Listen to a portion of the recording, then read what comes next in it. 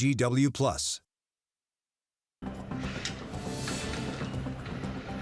Now at 7, as the government shutdown continues, flights are set to be cut at some of the biggest airports across the country, including PDX. We have the details coming up. Plus, the Salem Kaiser School facing a $25 million budget gap. Thomas Schultz joins us with more on what the district is doing to get ahead of this crisis as tough cut looms. The 67th annual Fall RV Show, the Portland Metro Dealers Fall RV Show, starts today. It runs through Sunday out there at the Portland Expo Center. We've got Sunrise photographer Eric Patterson behind the camera showing off the exteriors and the interiors in some cases of these RVs. We'll play a little Price is Right as we roll through the morning here. The Sunrise Show on a Thursday morning, the 7 o'clock hour, kicks off right now.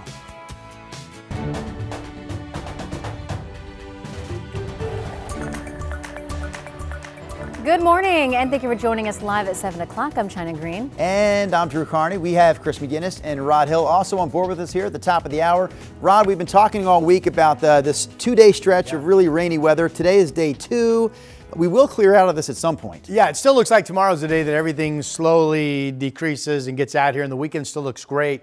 Today overall, to me, looks to be about as wet as it was yesterday. A couple things I want to point out that will be different. The thunderstorm threat today is far less overall, although the pale green color still shows enough convection in the outlook in northern Clatsop County, Astoria, Long Beach for there to be maybe a lightning strike at some point, but there's also a really good chance that there's no lightning in our area today. The second thing is it won't be quite as breezy to gusty. Wind's still coming up from the south, and here's the radar showing the rain machine is still in good shape. Currently a little break over downtown Portland, but like yesterday, we had some breaks and then the rain just kept coming. We have a weather system coming in this afternoon. That's Chinook Woods Casino Resort, Lincoln City. Here's the Springs of the Waterfront camera looking along the Columbia at the Interstate Bridge from Vancouver.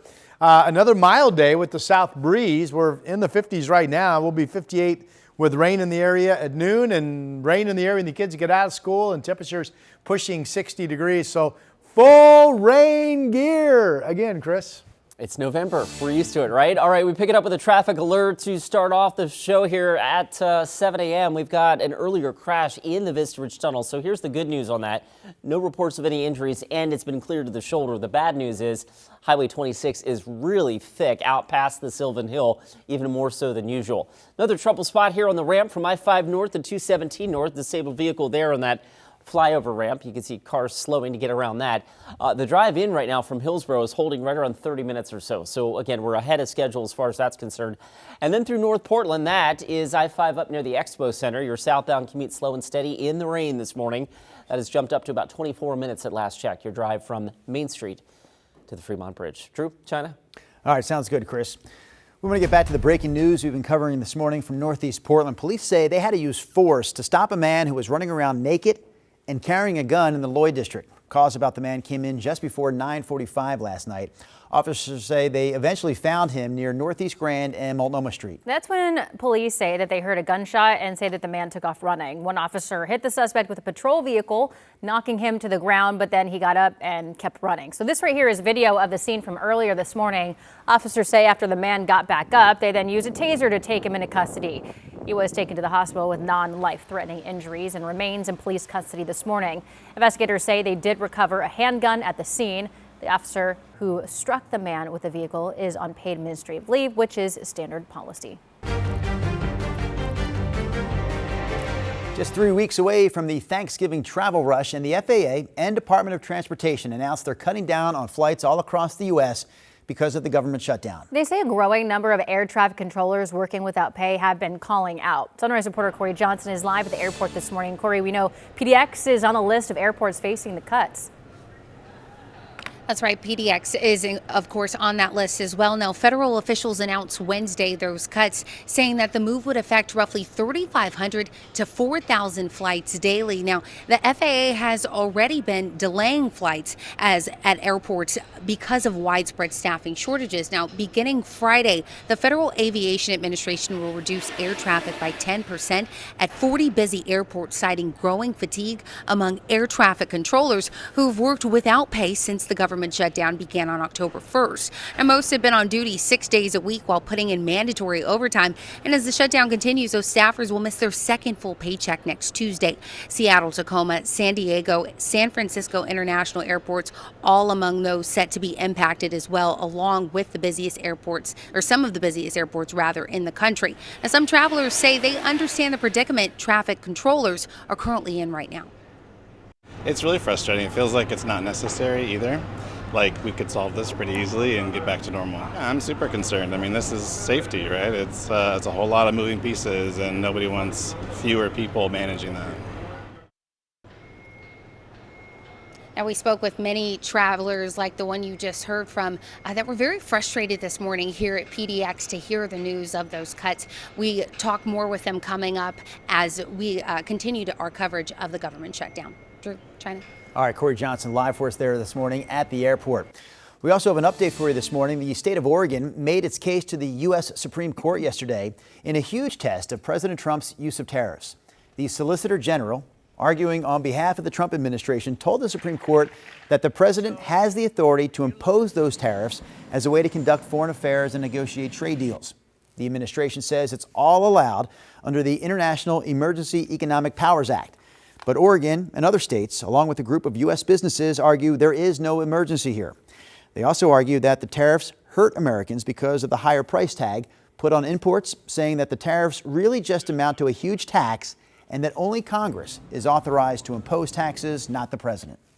I think the facts really speak for themselves, and I think this was compelling for the justices where no other president had ever used this power to try and implement tariffs. Every other president had used the appropriate statutes that Congress intended. I think that weighed heavily. Two lower courts have already ruled against the White House in this case. It's not clear how long it will take the Supreme Court to reach its ruling. Also coming up here at 7:45, we're going to have more on what the Supreme Court justices had to say about all this. We'll also look at how the outcome of this hearing could reshape everything from presidential power to your grocery bill. Again, that's coming up in our next half hour. Meanwhile, Oregon Governor Tina Kotek is taking some trade issues into her own hands. The state just signed a new partnership with the UK to strengthen ties on trade, energy, and tech, focusing on areas like semiconductors and clean energy. It also backs Oregon's climate goals, with both sides committing to phase out coal power by 2030. State leaders say the UK is one of Oregon's top target markets for attracting foreign investment, particularly in bioscience and high technology. New this morning, police identified the victim of a deadly shooting in downtown Portland this weekend as 20-year-old Taylor Ritter of Gresham. The medical examiner confirmed he died from a gunshot, and investigators are treating his death as a homicide. Ritter was found dead on the ground on Southwest 3rd early Sunday morning. Anyone with information about this shooting should contact Portland police. In Hillsborough, authorities say two men were found dead yesterday morning inside a home. Neighbors told us that they heard what sounded like gunshots, then saw a SWAT team show up at the house near Northeast 17th and Sunrise Lane. Oh, they went into the house and they were escorting a young girl and maybe a couple of kids down to the end of the street. Hillsborough police are asking anyone with information to reach out. Live look outside this morning. That is our Salem Skycam pointing at the state capitol building, of course. Yep, we've got the raindrops on the lens this morning again. Day 2 of a 2-day weather event, Rod. And I'm assuming by the end of today, maybe by dinner time tonight, we'll be out of the woods. No. Darn it. Oh! Still in the woods? Oh! Well, what time do you eat dinner? Well, 4? what time do I have to say in order to be right about my last statement? I'd say you need to eat somewhere maybe around 11:30 tonight. Yeah, I was going to eat at 11:45, so I was right. All right. Cool. Second weather system comes in this afternoon. So morning and afternoon, it's very much a repeat of yesterday, just shots of rain coming. And all of our modeling shows this evening continues to be pretty wet. But by the time we get into tomorrow morning, the radar will be much quieter, and eventually tomorrow evening, I think the rain's done. Second weather system, it doesn't look overly impressive on the satellite pictures. Right in here, there it is, right there. You see a little moisture surge coming out ahead of it. So we're going to see just more belts of rain coming in. Right now is actually kind of a break in the action in many spots. Here's the Reserve Vineyards and Golf Club in Aloha with the cloudy skies, and still reporting out there in Washington County some rain, 54. Of course, the pavement really wet at the Oregon Zoo, and it's going to be another day you all want your rain gear on if you're going to be outdoors working or playing. 52 is the temperature. Still a south wind, so we're still really mild. Everybody's at 50 or better. Or Happy Valley 51, Sherwood 55, Salem 54, and Albany 55 degrees. Weather map. I don't see rain today in Burns. I see very limited rain out toward Baker County, but there will be rain in central Oregon and then again here on the west side.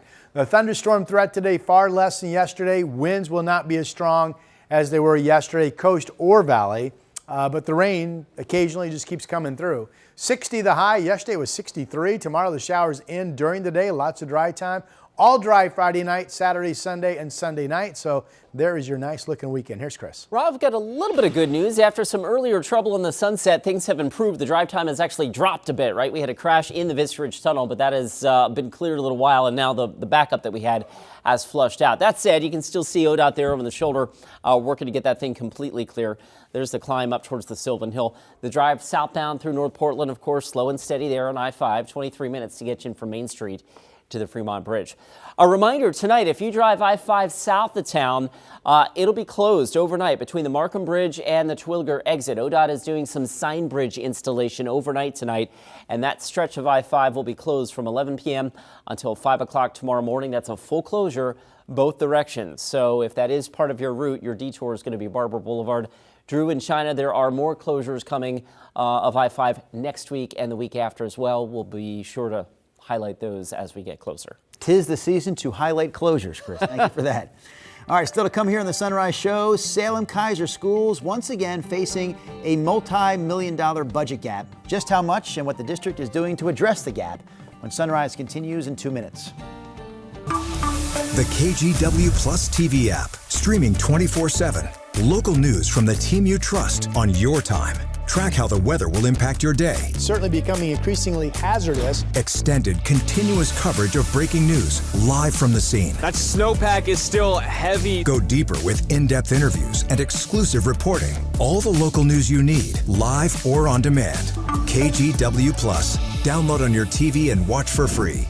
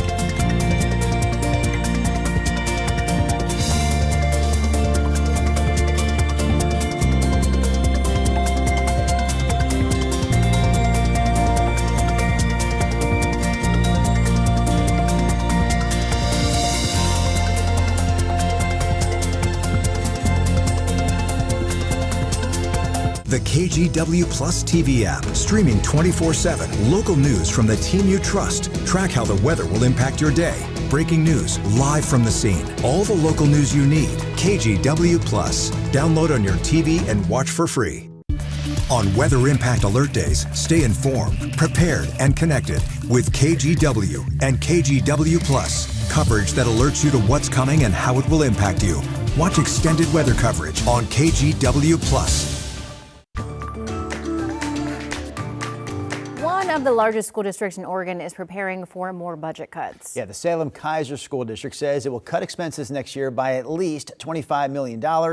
Sunrise reporter Thomas Schultz live with us here in the newsroom. So Thomas, I'm going to call this an unwanted encore performance by the Salem Keizer District. Yeah, Drew, it really is kind of an encore, isn't it? Sense of deja vu, if you will, as well. Last year, Salem Keizer cut $70 million and hundreds of jobs, around 400.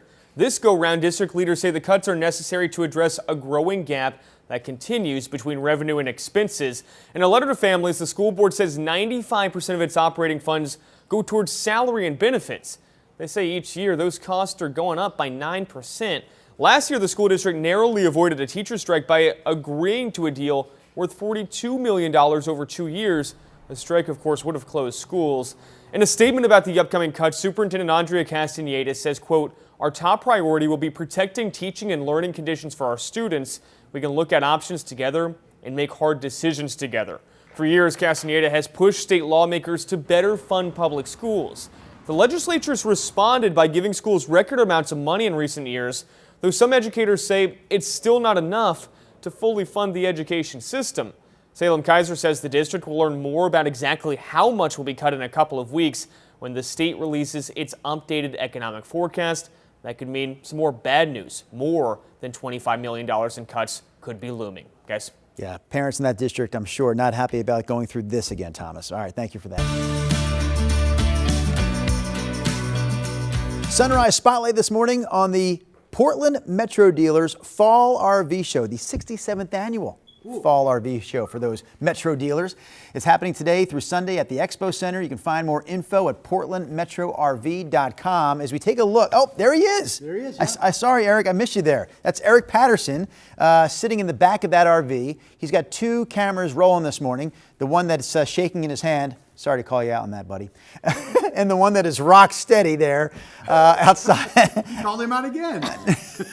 It is rock steady outside. So the inside and outside look at this Airstream, I believe it's 22 feet long. Back end opens up, so you see right there. That's cool. A look around courtesy of Eric Patterson. Yeah, so this one you're going to have to connect to your vehicle in order to haul it. Okay. So it's going to be a little less expensive than some of the others we saw this morning. Actually, no, it doesn't. No, hold on, time out. It doesn't. I think it's. Does this connect, Eric, or not? I think it's a pull. Put your thumb up in front of one of those cameras if it connects to a truck in order to transport it. It does connect. It's a towable. Yes, Thank you. Okay, so I thought so. That's why the price is going to be a little bit lower than what we talked about earlier. Guys, you want to take a shot at it? Airstreams are super expensive, though. Yeah? They're supposed to be really good, Let me start by saying it's not cheap. All right, I'm going to say 380. Okay, $380,000 to pull this thing around with your big truck. Yeah. Got it. To pull it around with the big truck. I'm going to go... Need it today, Rod. Need it today. 172. 172. You're very good at this game. You've played it before. You did both go over, but Rod was darn close. It's $140,000. Oh. $140,000. The show price for Not that that bad. Airstream RV that you do have to pull, but man, once you get to where you're going, it's going to be awesome inside. I like that back pops up like that. That's cool. nice. I mean, that is the huge difference because a lot of people don't have the vehicle required to pull something that big. I mean, earlier we saw one of those RVs that rolls on its own that was $800,000. Yeah. To pull this one, $140,000. All right. All right. That's it for now. RV show details again at portlandmetrorv.com. Rodney. All right, let's get you going. I still like the condo on the golf course type thing. That's how I roll. All right, here's a look at our wind report from yesterday. This turned out to be severe weather because of wind speeds tied to thunderstorm activity along the coast. There were two batches. The first wave of lightning moved inland up around Clatsop County and into Cannon Beach in a 12:30 half hour yesterday. One of those storms produced a 70-mile-per-hour wind gust. Now, away from the thunderstorms, beach winds generally stayed near 50 to less. Astoria had a thunderstorm on 50. Not showing up on this graphic, but there was a second wave in the 4 o'clock hour yesterday that went up into Pacific County. That's Long Beach. And one of those storms that was moving on the ground, according to radar, the actual storm, moving at 50 miles per hour on the ground to the northeast. And the Weather Service warned for potential tornado activity with that storm. Now, that did not tend to be the case. It was just a thunderstorm with high winds. But wow. The valley forecast yesterday turned out to be good. We thought peak wind gust around 40, maybe 45. Salem had a wind from the south at 44 at McNary Field. Rain amounts yesterday kind of underperformed in terms of what the modeling was showing. In fact, these are the amounts from the last 48 hours showing under an inch in Portland and Eugene, even under an inch in Tillamook at 93/100ths of an inch. Up in Kelso, you folks just over an inch at 1.06. More rain coming today. Today's forecast, not as windy. Good news there. Similar rain amounts and a similar rain picture overall to yesterday. A lower thunderstorm threat. In fact, we may not get lightning in our region, even along the coast, but we'll keep an eye on that. Chance is still there. Mild temps near 60. Snow levels, again, generally still above passes for wet conditions, and that's the case this morning. Winds south right now, gusting to 22 in Aurora, and winds south gusting to 35 in Newport. absolutely still seeing the flags blow around today and the leaves blowing off of the trees. It just won't be as high of wind speeds as we saw back on Wednesday. New rain pocket that's heavy right there approaching Tillamook. Otherwise, we've got a mix of some dry time and showers. And futurecasts like yesterday, just waves of occasional rain, heavy at times, continuing into this evening. The second weather system comes in later today. But here's tomorrow morning. This is what Drew was making reference to at the top of the half hour. When does this wind down? Just a few showers tomorrow morning, potentially. That's it. And then after that, we go dry later in the day completely. So 60 today. Tomorrow, showers end during the day. Saturday's all dry. Sunday's all dry. I'm watching some shower chances on Monday and Tuesday, but I don't really see much more rain in our forecast until we get into Wednesday and Thursday of next week. That's your update. Here's Chris. Okay, Rod, let's get you out the door. Plenty of slow spots this morning, although, believe it or not, things have actually improved from, 45 minutes ago or so. Let's take you down to Tigard, or between Tigard and Southwest Portland here. That's this I-5 at the 217 flyover. Tough way to start your morning. Disabled vehicle there has the northbound right lane blocked there. We'll switch gears, bring you back up into the Vista Ridge Tunnel. This is eastbound Highway 26. ODOT continuing to work on cleaning up that earlier crash that happened in the 5 o'clock hour. 3 or 4 cars tangled up in a fender bender. It made a mess of the Sunset briefly. That drive time has improved a little bit, right at around 26 minutes or so to get you in from Hillsborough. Over into the Gladstone area, 205 south, again slow and steady from about 82nd, Highway 213 down to the Abernathy Bridge. And last but not least, the drive out of Clark County over the Interstate Bridge. So the lineup starts right around or just south of Main Street. That trip in from Main Street to the Fremont is about 26 minutes at last check. Guys? Thank you, Chris.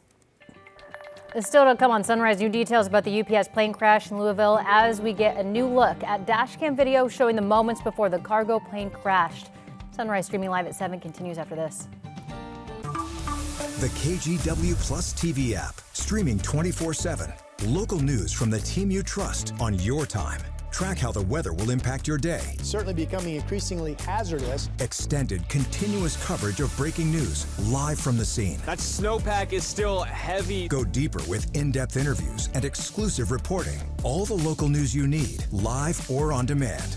KGW Plus. Download on your TV and watch for free.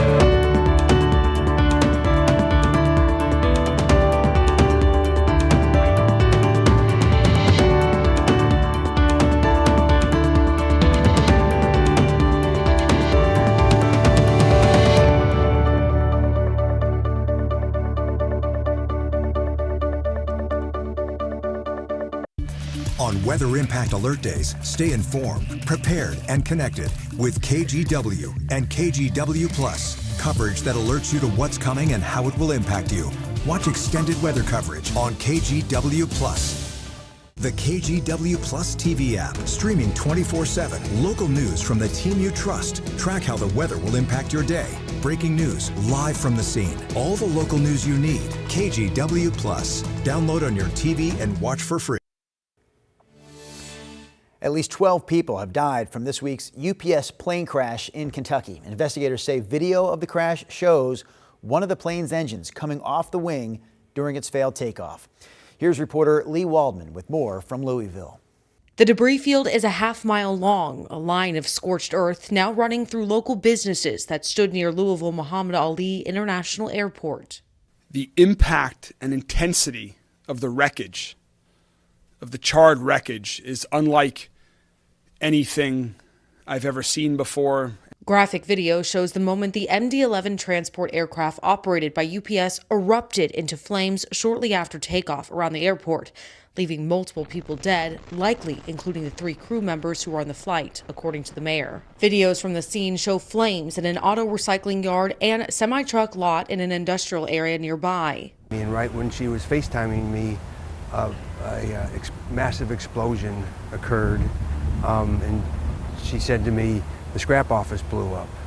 And it was like hell's fury. I mean, it was indescribable. People screaming, people running, people trying to help each other. Investigators for the National Transportation Safety Board said the plane's black boxes have been recovered and will be taken back to Washington, D.C. We feel comfortable once we get these to our lab in D.C. that we will be able to get a good readout of the applicable data, and that will be yet another point of information that will really help us understand what happened during this point of flight. In Louisville, I'm Lee Waldman. Next half hour on the Sunrise Show, flights getting cut at some of the busiest airports in the country because of the government shutdown. Sunrise reporter Corey Johnson will join us live at the Portland airport with a look at the local travel impacts. Plus, Congress, as a practical matter, can't get this power back once it's handed it over. The president's a one-way ratchet toward the gradual but continual accretion of power in the executive branch. a Supreme Court showdown focused on President Trump's tariffs that could reshape presidential power here in the U.S. Also in our next half hour, what that Supreme Court ruling could mean for your wallet.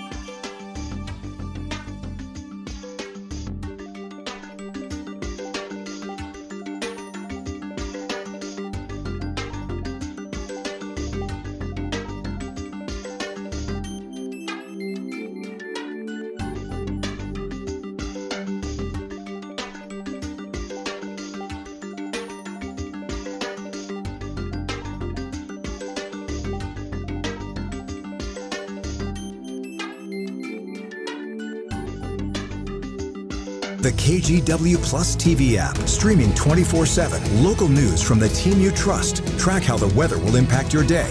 Breaking news live from the scene. All the local news you need. KGW Plus. Download on your TV and watch for free. On Weather Impact Alert Days, stay informed, prepared, and connected with KGW and KGW Plus. Coverage that alerts you to what's coming and how it will impact you. Watch extended weather coverage on KGW Plus.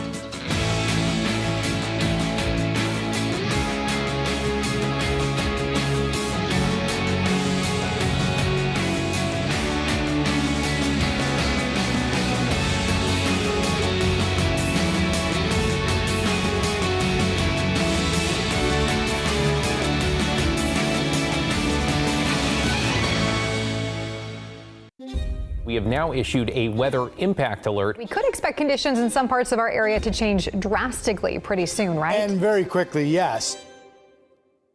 This is significant rainfall coming our way. You'll definitely want to be extra cautious. Certainly becoming increasingly hazardous. We've got the potential for some tree limbs or even trees or power lines to come down. Of course, when you hear thunder, it's always best to take cover. On Weather Impact Alert Days, stream extended coverage on KGW Plus.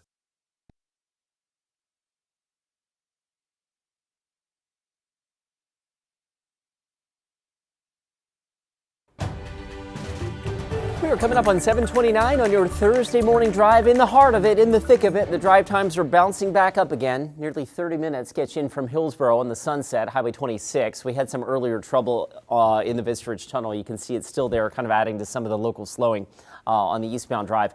Also on the south side of town, Breeze Hill, the truck lane now, northbound I-5. There's a disabled semi on that ramp that has that partially blocked. In fact, ODOT's reporting that's actually completely closed at the moment. And last but not least, your drive out of Clark County, slow and steady over the Interstate Bridge, nearly 30 minutes now to get you in from Main Street to the Fremont. Rod? Well, it's wet out there again. We are in a period where we're getting some decent breaks at times in the rain, but overall you see the radar is still pretty lit up. There's a break from downtown up in the Longview, but heavier rain now starting to push inland just north of Tillamook. Cloudy skies, raindrops around the area, 54 degrees. It won't be as breezy to windy today, but the wind direction is still from the south.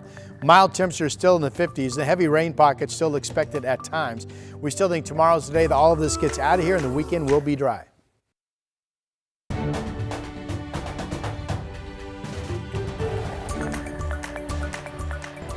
Rolling through a Thursday morning here in the Sunrise Show. This is a live look inside the Portland Expo Center, the home of the 67th annual Portland Metro Dealers Fall RV Show. Starts today, runs through Sunday. So take a look. You saw the outside, now the inside of this towable unit. Okay, you have to tow it. It doesn't get to where it's going on its own, but it is 44 feet long, this RV is. They call it the Salem Hemisphere. It's got the sliding glass doors. It's got a spiral staircase. It's got a fireplace. It's got all those things inside 44 suite of recreational vehicle space. So I'm going to ask you, and you got to do this quickly, gang, but I'll come down the line. I'll just quickly mention portlandmetrorv.com for more info on the show. But what do you think? Chris, China, and Rod, starting with you, Chris, how much for this towable? Fireplace, staircase, aquarium. Yeah, it's got a lot. Does it have a jacuzzi? Nope, but what is it? Then it's only $175,000. 175. $525. You have to have a vehicle to pull this thing. That's her guess, though. That's her guess. I'm going to go $215. Okay, $215, $175, more than $500,000. It's actually only, I'll say only, $100,000. Really? This week. Yes. The price really drops when you have to tow it. Wait a minute, is that staircase? Does that only support like 17 pounds a person? What's the deal here? You wondering why it's so inexpensive? What? Yeah. There's an island. Not like the island that you would hang out on in Hawaii, but yes, there's an island. It's gonna wash your dryer. Okay, why don't you guys go buy it then if you're so impressed? We could do. Together, Yes. pool your funds. We'll All right, share Rod. That's our last live look inside the RV show. But again, if you want more information, the website, easy to remember, portlandmetrorv.com. Only $100,000 as I walked to the weather wall. That's what you said? The man is shocked by the sticker price. I feel like if I had the money, I would pay more for that. I don't know. That seems like not a bad price to me. Wow. You can't move on. I'm thinking that staircase must be flimsy. All right, here's a look at our satellite radar moving across the area this morning. It's wet. The cameras show that. Salem, 54 degrees, raindrops falling. Downtown Portland, raindrops falling, 54 degrees. It's still a south wind today, but not as windy as yesterday. But you'll notice the flags bouncing, the leaves flying at times. And temperatures in the 50s to about 60 degrees. I think the rain pattern overall today into this evening ends up very similar to what we had yesterday. So rain gear on. Here's Chris. All right, rain gear on and a slow drive out there as well. Let's go ahead and, sorry about that. I got hung up looking at that RV again. All right, it's kind of nice to dream, right? All right, let's get you out the door. We are starting to build a little bit on the Sunset and Interstate 84 commute now. That's jumped up to 31 minutes at last check to get you in from Troutdale. Meanwhile, over on the west side, so there was a 3 or 4 car fender bender on the inbound Vista Ridge Tunnel back in the 6 o'clock hour. It's been cleared for now a little while, but it's adding to some of the local slowing there for sure. Elsewhere in the freeway system, we'll zoom in. We've got a disabled semi on the ramp, on the truck ramp right here near Breeze Hill. So be on the lookout for that. Hopping over to Gladstone, I-205 South, slow and steady down towards the Abernathy Bridge. And last but not least, I'll step out of the way. There's your drive out of Clark County. The lineup starts right around SR 500. Main Street to the Fremont Bridge, 30 minutes at last check, guys. All right, thank you for that, Chris. Top story here at 7:30. The government shutdown is impacting some of the busiest airports in the country, and that could mean delays for anyone flying this month, especially with Thanksgiving just a few weeks away. The FAA and the Department of Transportation just announced they are making cuts to flights due to a growing number of traffic controllers calling out. PDX is on the list of airports affected here. Sunrise reporter Corey Johnson joins us live from PDX with the latest. Good morning, Corey. Good morning, China. Drew, a lot of flights are likely to be canceled as the FAA reduces air traffic by 10%. The administration just announcing that on Wednesday afternoon. Now, the cuts are happening across 40 high-volume markets, including here at PDX, and that begins Friday. Federal officials announcing the cuts again, as I said, Wednesday, and they say the move would affect roughly 3,500 to 4,000 flights daily. Now, they're citing growing fatigue among air traffic controllers who have worked without pay since the government shutdown began on October 1st, working 6 days a week with mandatory overtime. Now, here at PDX this morning, we've talked with several travelers, at least half a dozen, who say they're frustrated by the news. I honestly, if it wasn't my birthday and I didn't really want to go somewhere, I wouldn't fly. So I'm not going to be flying after this for a very long time, honestly. And that was the sentiment we heard from a lot of people, especially as we head closer into the holiday season, specifically Thanksgiving. Now, Seattle, Tacoma, San Diego, and San Francisco international airports are all included on that list, which will have flights reduced by the FAA. Drew, China. Corey, thank you.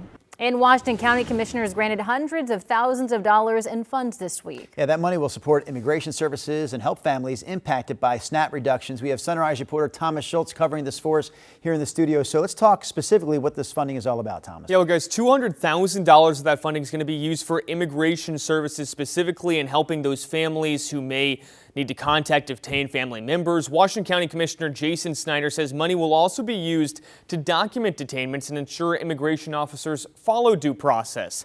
Snyder says funding will go out as soon as possible. He expects organizations to receive that money within the next 2 weeks. People are frustrated and they're scared. People are anxious, and those are all reasonable reactions given what's happening, and we want to do our best to try to support them. Washington County also allocated $250,000 from its reserves to boost up local food banks. The money will allow pantries and food banks to add more food as demand surges while SNAP benefits are reduced. Clackamas County is doing something similar. They authorized $100,000 last week to provide food to people in need. County officials say they've reached out to the state of Oregon as well to encourage the governor to backfill federal SNAP benefits that were lost. Guys? Yeah, story we continue to cover here, Thomas. Thank you for that update. Right when it hit, it just exploded, and it felt like a bomb dropping on our car. Yeah, it was a ride home from church this past Sunday on I-5 that this family will not soon forget. So what fell in their car was a piece of concrete from the viaduct that's connected to the Morrison Bridge in downtown Portland. That piece of concrete fell right onto Enrique Ruiz's car. His wife and kids were also inside the car at the time, and it left that huge dent on the hood just inches from the windshield. I don't know, man. The good thing is we were on our way back from church and something was watching over us, because this is a millisecond time. Multnomah County manages the Morrison Bridge, and the county says it appears that this is the first time something like this has happened. They say the pieces that fell off were not structural. They say the overpass is still safe, but there will be crews out on Friday to inspect the bridge and remove any other loose sections. Your time now is 7:37. Headed over to Rod Hill for a look at weather. Is there green behind you? There's green in front of you. There's green around you. That's the second time this morning you pulled out the slide move to start your forecast, right? You like it? Well, I'm starting to fall in love with it. It's a slow process.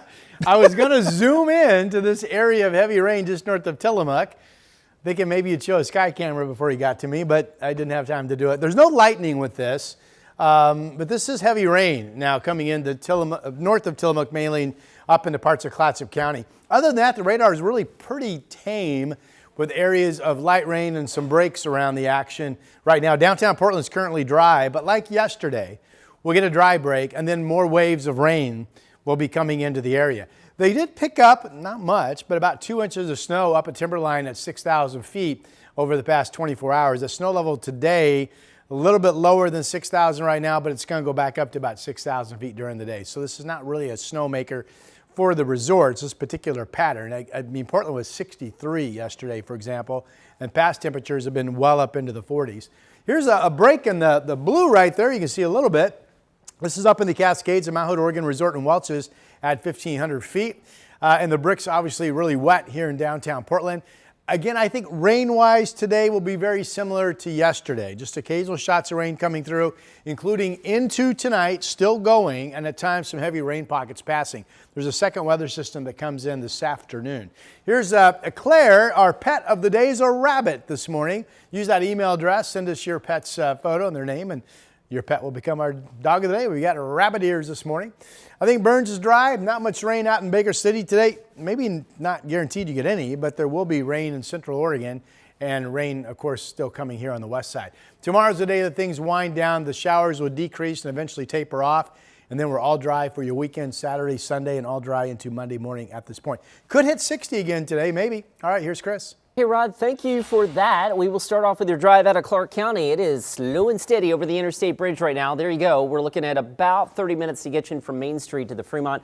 I-205 traffic also building just a little bit. Let's give you a live look right now. This is I-5 right at the SR 500 ramp. So this is the ramp from SR 500 to I-5 South.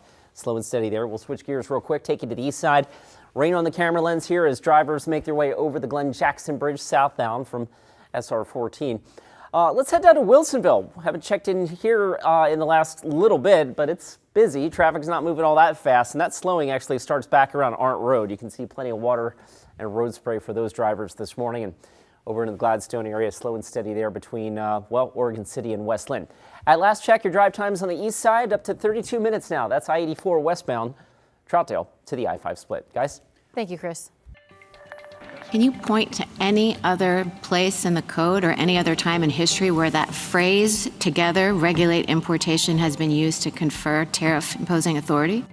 Coming up in 2 minutes, a Supreme Court showdown taking up Donald Trump's emergency tariffs. What their ruling could mean for your wallet. Sunrise continues after this. On Weather Impact Alert Days, stay informed, prepared, and connected with KGW and KGW Plus. Coverage that alerts you to what's coming and how it will impact you. Watch extended weather coverage on KGW Plus. The KGW Plus TV app, streaming 24/7. Local news from the team you trust. Track how the weather will impact your day. Breaking news live from the scene. All the local news you need. KGW Plus. Download on your TV and watch for free.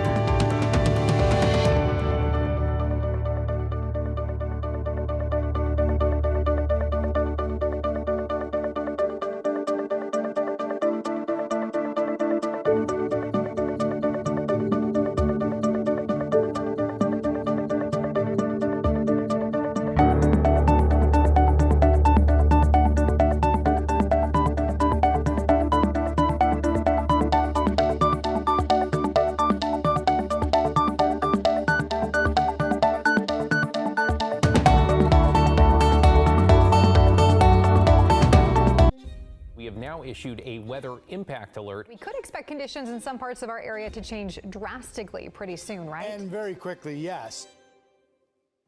This is significant rainfall coming our way. You'll definitely want to be extra cautious. Certainly becoming increasingly hazardous. We've got the potential for some tree limbs or even trees or power lines to come down. Of course, when you hear thunder, it's always best to take cover. On Weather Impact Alert Days, stream extended coverage on KGW Plus. Breaking national news this morning, Democratic Representative Nancy Pelosi, who made U.S. history as the first female Speaker of the House, announced in a video posted to X this morning that she will not seek re-election next year. Pelosi had stepped aside as party leader 3 years ago, but continued to serve as a member of the House. The 85-year-old led her party in the House for 2 decades, from 2002 to 2022. Political experts say their decision will spark a fierce contest for her liberal, deep blue San Francisco seat. At least 2 California Democrats have already launched bids to replace her.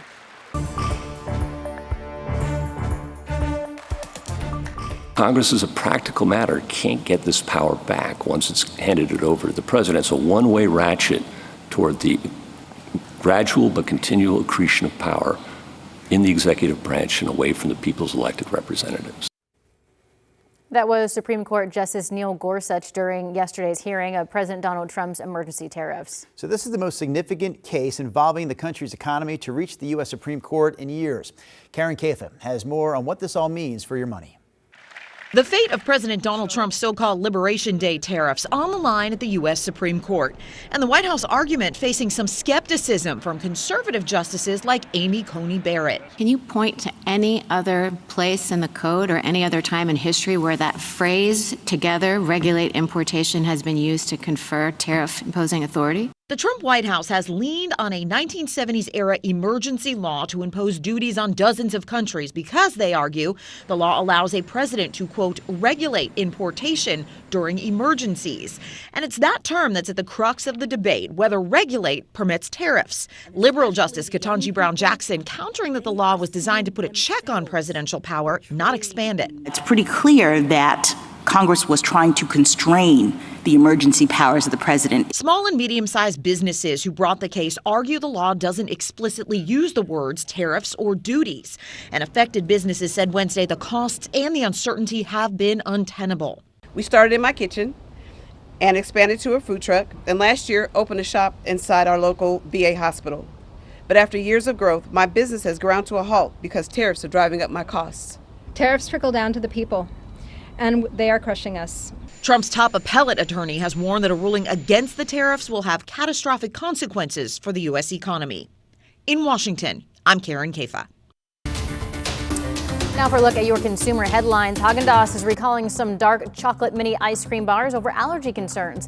The company says the bars may contain wheat not listed on the label. The 6-pack boxes were sold at Kroger stores in 31 states, including Oregon and Washington. They have a Best By date of January 31st, 2027. So far, no illnesses have been reported. Starbucks has revealed this year's holiday cup design. The cups feature red and green ribbons and plaid patterns. And if you prefer iced coffee, like me, your cup will still be in the spirit.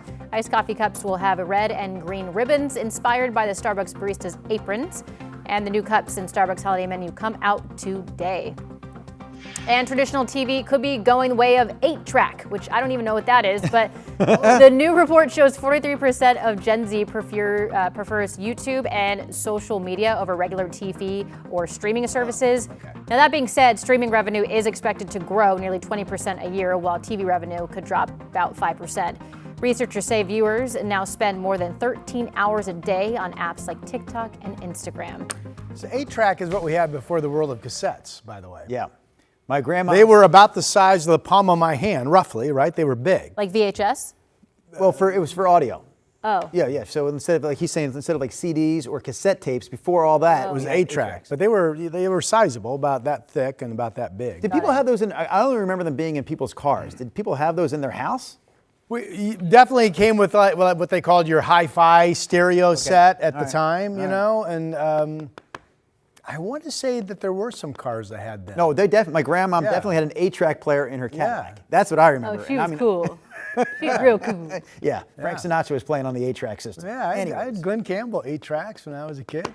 All right, here's a look at, yes, China, I'm as old as you think I am. Oh, I didn't say that. South wind's coming up, 22 miles per hour in Aurora. This is a wind gust map.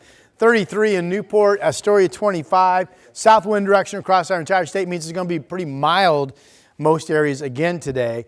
Now, the winds will be noticeable, yes, but not as strong as yesterday. So instead of maybe peaking at 40 miles per hour in your neighborhood, the wind stay in the valley will have a better chance of peak around 30.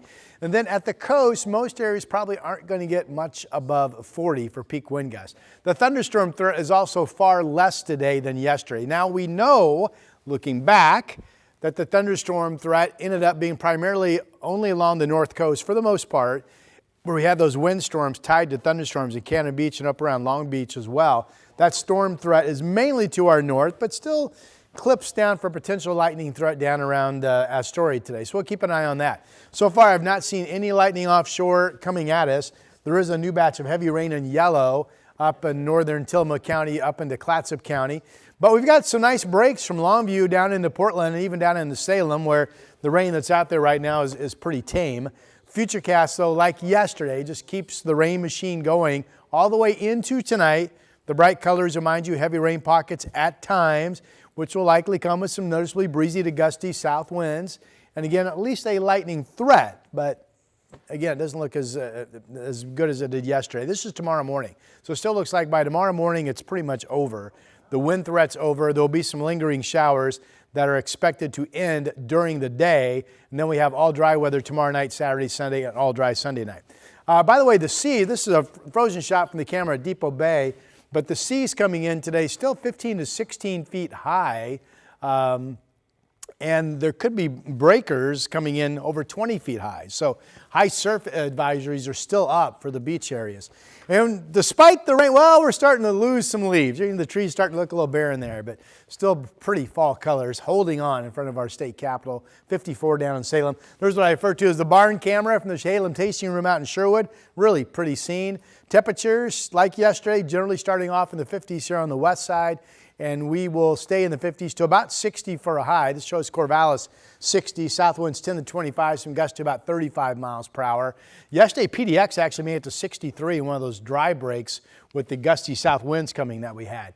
So today, rainy. Tomorrow, showers wind down and eventually end. The dry weekend, shower chances the first part of next week. But I don't see a lot of rain once we get after tomorrow until Wednesday and Thursday of next week. Here's Chris. It's good because we've had plenty. Yeah. Shut it off. All right, let's go ahead and pick it up on the east side.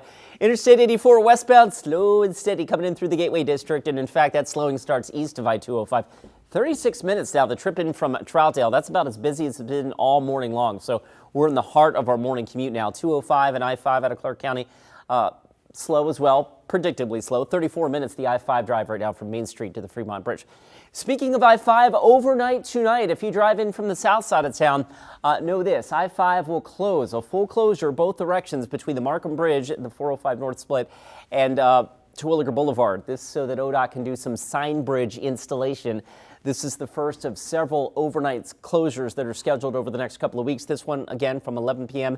until 5 a.m. So if you're driving that direction, overnight tonight, Barber Boulevard will be your traffic solution. True?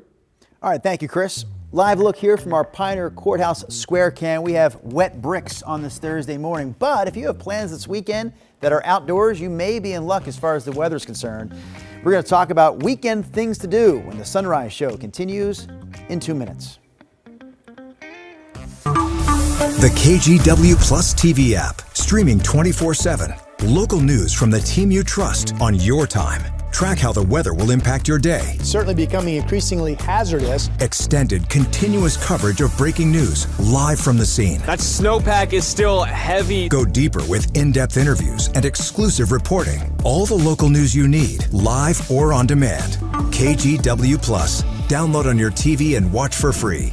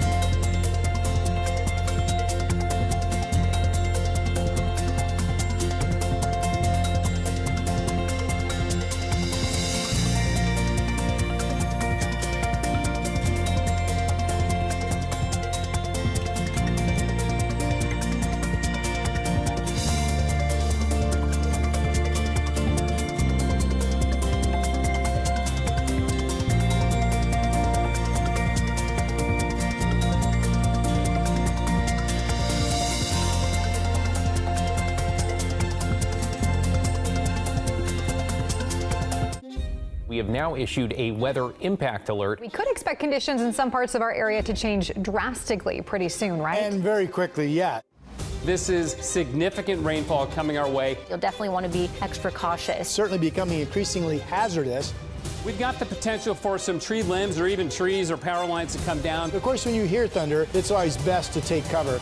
On Weather Impact Alert Days, stream extended coverage on KGW Plus. Hey there, I'm Tim Gordon. We are officially more than halfway through the week, and the weekend's fast approaching. So if you're looking to get out and have some fun this weekend, but you don't have any plans set yet, don't worry, we got you covered. We're going to start with the Portland Book Festival.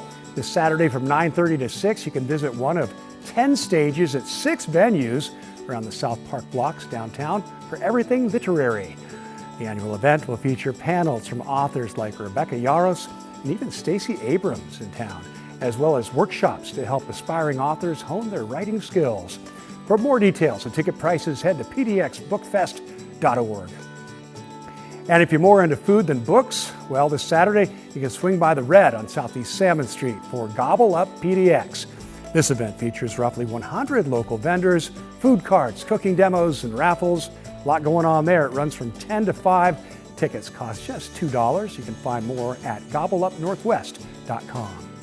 Why not check out the Portland Zine Symposium at the PSU campus?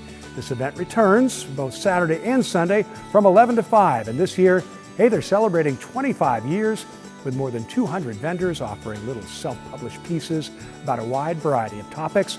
This one's free to attend and open to all ages. And for more details, check out the Portland Zine Symposium's website. And finally, for our movie lovers, this Sunday, the Movie Madness Miniplex in Sunnyside will be screening a selection of films from their 90,000 title collection. These range from family favorites, foreign indies, Hollywood classics, and everything in between, and are curated by Movie Madness staff. They know what they're doing. Screenings are free, but you'll have to reserve your spot in advance, either in the store or over the phone. You can find more details on the Movie Madness website.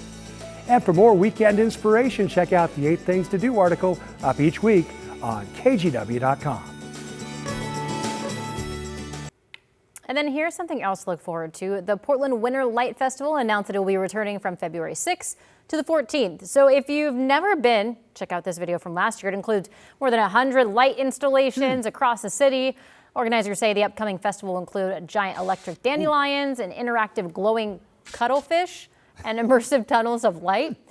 You can also see big displays at Pioneer Courthouse Square, the World Trade Center Plaza, and the electric blocks. There will be art pieces and events happening throughout the city, and the best part, it's all free. Want to see what a cuttlefish feels like? No. Okay, then we'll move on to the Great Toy Drive. Here we go, gang. Live look inside our toy box this morning. We have toys, a good amount of toys, but nowhere near enough. We want to help thousands of families, tens of thousands if we can, in the Portland area this year. You can help us out. One of the easiest ways is to hop online. Go to kgw.com/toy. You can make a cash donation there. Let us do the toy shopping for you. You can also drop off new unwrapped toys at any IQ credit union, any Fred Meyer, or any local Toyota dealership. Coming up at 8, KGW Sunrise continues live on KGW Plus with new additions to this year's Macy's Thanksgiving Day Parade. Yeah, we're going to talk about that again in the 8 o'clock hour of Sunrise. It starts here in